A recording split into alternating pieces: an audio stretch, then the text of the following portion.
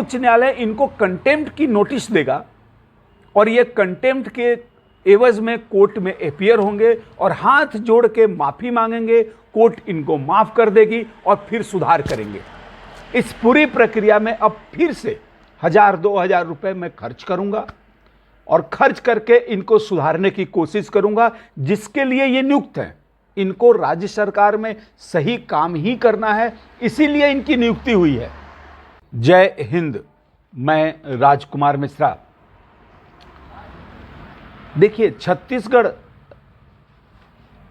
Anti corruption bureau में मैं 2 नवंबर 2016 को सूचना के अधिकार पर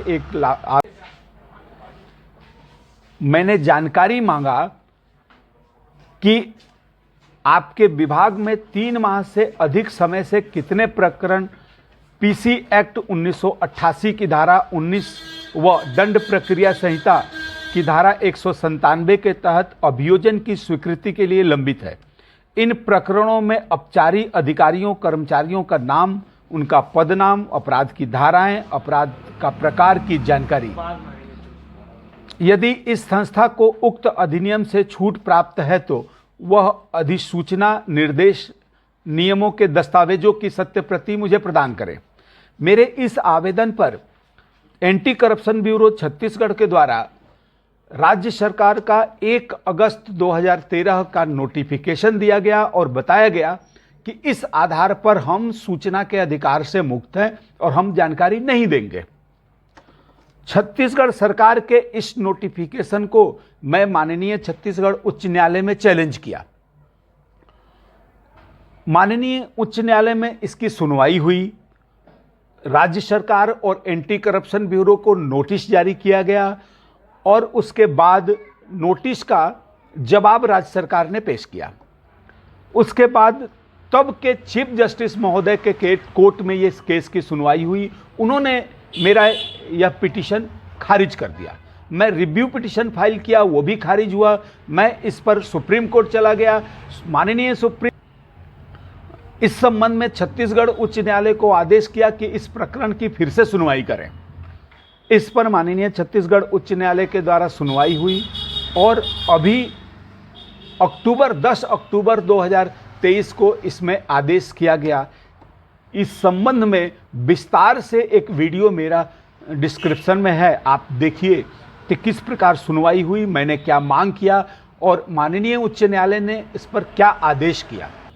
माननीय छत्तीसगढ़ उच्च न्यायालय के इस डबल बेंच के आदेश के बाद राज्य सरकार ने किस प्रकार नोटिफिकेशन जारी किया है और एंटी करप्शन ब्यूरो ने किस प्रकार मुझे जानकारी नहीं दी है, तब के आवेदन को तो एंटी करप्शन ब्यूरो छत्तीसगढ़ के द्वारा खारिज कर दिया गया था, परंतु अभी माननीय छत्तीसगढ़ उच्च न्यायालय के आदेश के बाद एंटी करप्शन ब्यूरो छत्तीसगढ़ के द्वारा जो जानकारी भेजी गई है, आप देखिए कि ये केस सुप्रीम कोर्ट से आया, फिर छत्तीसगढ़ हाई कोर्ट के द्वारा आदेश किया गया, फिर जानकारी कैसी दी गई है। देखिए, मैं उसको पढ़ता हूं।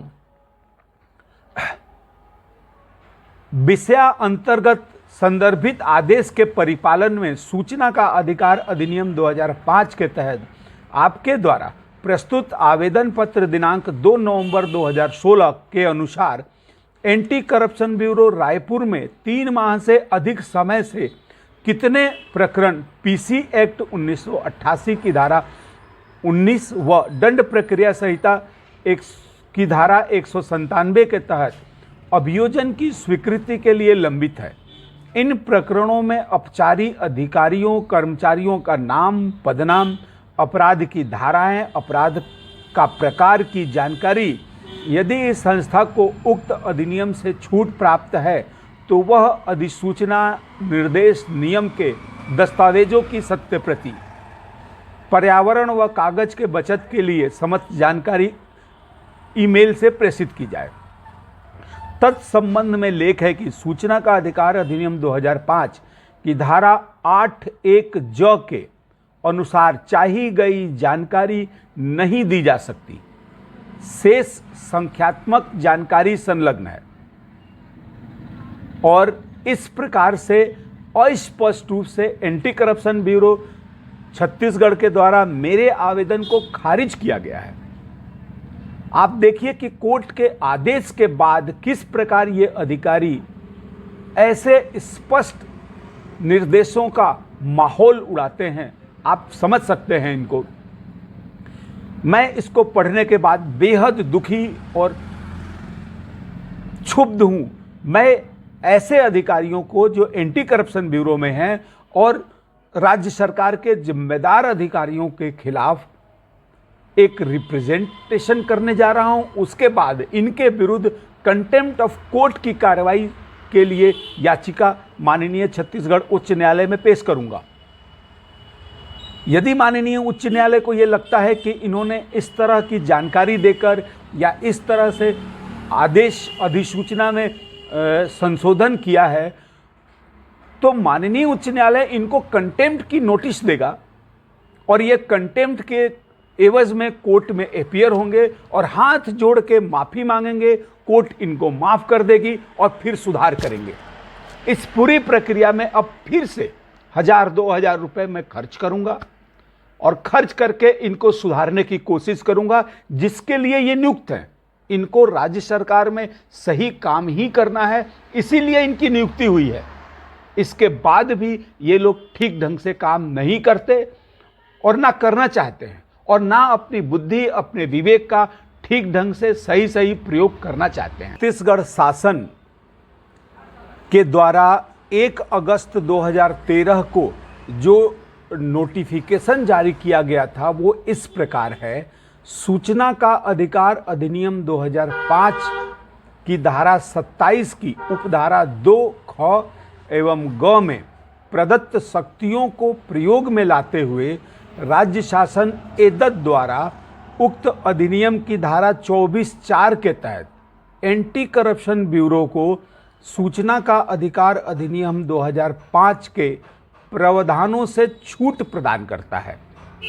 इसके बाद माननीय छत्तीसगढ़ उच्च न्यायालय के आदेश से अभी 10 नवंबर 2023 को राज्य सरकार के द्वारा जो नोटिफिकेशन में संशोधन किया गया है वो इस प्रकार है। माननीय उच्च न्यायालय छत्तीसगढ़ बिलासपुर द्वारा WPC नंबर 1270/2017 में पारित आदेश दिनांक 19/10/2023 के परिपालन में सामान्य प्रशासन विभाग द्वारा जारी अधिसूचना दिनांक 1 अगस्त 2013 को अब निम्नानुसार पढ़ा जावे। सूचना का अधिकार अधिनियम 2005 की धारा 24(4) में प्रदत्त शक्तियों को प्रयोग में लाते हुए राज्य शासन एदद द्वारा एंटी करप्शन ब्यूरो को धारा 24(4) के परंतुक तथा धारा 8(1) के अधीन रहते हुए सूचना का अधिकार अधिनियम 2005 से छूट प्रदान करता है। इसका अर्थ हुआ कि पहले जो 1 अगस्त 2013 का नोटिफिकेशन था उसमें राज्य सरकार ने एंटी करप्शन ब्यूरो को पूरी तरह से मुक्त कर दिया था।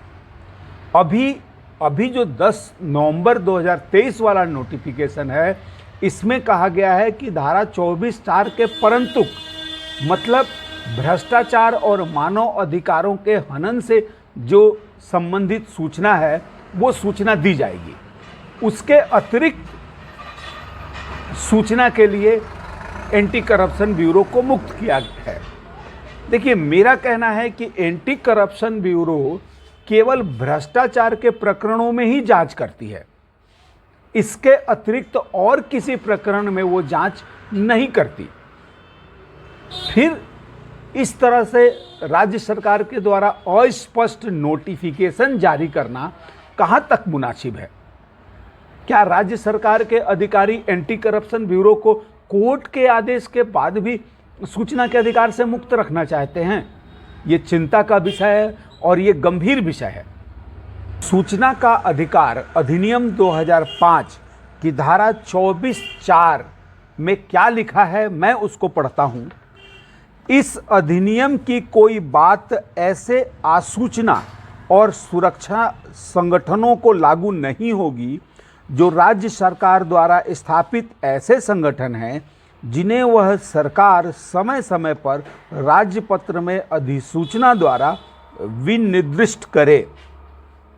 परंतु इसका अर्थ यह है कि राज्य सरकार जिन संस्थाओं को सूचना के अधिकार पर जानकारी देने से मुक्त करती है, उन संस्थाओं को छोड़ के बाकी जगह सूचना का अधिकार लागू होगा। केवल वही संस्थाएं सूचना के अधिकार पर जानकारी नहीं देगी, उन संस्थाओं को मुक्त रखा जाएगा। इसके आगे कहा गया है, परंतु भ्रष्टाचार और मानव अधिकारों के अतिक्रमण के अभिकथनों से संबंधित सूचना इस उपधारा के अधीन अपवर्जित की जाएगी। मतलब राज्य सरकार जिन संस्थाओं को सुरक्षा प्रदान करेगी, जिन संस्थाओं को पर सूचना का अधिकार लागू नहीं होगा, उन संस्थाओं में भी भ्रष्टाचार और मानव अधिकारों के हनन से संबंधित अगर कोई सूचना है तो उन संस्थाओं को यह सूचना देनी पड़ेगी। मतलब राज्य सरकार भ्रष्टाचार और मानव अधिकारों के हनन से संबंधित सूचना देने से किसी भी संस्था को मुक्त नहीं कर सकती। इसी में आगे लिखा है, परंतु यह और कि यदि मांगी गई सूचना मानव अधिकारों के अतिक्रमण अभिकथनों से संबंधित है तो सूचना राज्य सूचना आयोग के अनुमोदन के पश्चात ही दी जाएगी और धारा 7 में किसी बात के होते हुए भी ऐसी सूचना अनुरोध की प्राप्ति के 45 दिनों के भीतर दी जाएगी। अब मैं इसको स्पष्ट कर दूं, इसका अर्थ ये होता है इस पैराग्राफ का कि यदि मानव अधिकारों के हनन से संबंधित कोई सूचना मांगी गई है तो ऐसी संगठन जिनको राज्य सरकार सूचना के अधिकार के दायरे से बाहर कर चुकी है, वो संगठन सूचना आयोग के अनुमोदन के पश्चात जानकारी देंगे और ये समय अवधि 30 दिन की बजाय 45 दिन है। मतलब किसी ऐसी संस्था में जैसे एंटी करप्शन ब्यूरो है, ऐसी संस्थाओं में यदि सूचना का अधिकार लगता है और उसमें मानव अधिकारों के हनन से संबंधित सूचना मांगी जाती है तो ऐसे संगठन इस आवेदन को राज्य सूचना आयोग को भेजेंगे। राज्य सूचना आयोग इस निष्कर्ष पर पहुंचेगी कि जानकारी देना है अथवा नहीं देना है। यदि राज्य सूचना आयोग कहती है कि जानकारी नहीं देना है तो जानकारी नहीं दी जाएगी। यदि राज्य सूचना आयोग कहती है कि जानकारी दी जाएगी तो ऐसी स्थिति में आवेदन प्राप्ति के 45 दिनों के भीतर ये सूचना दी जाएगी।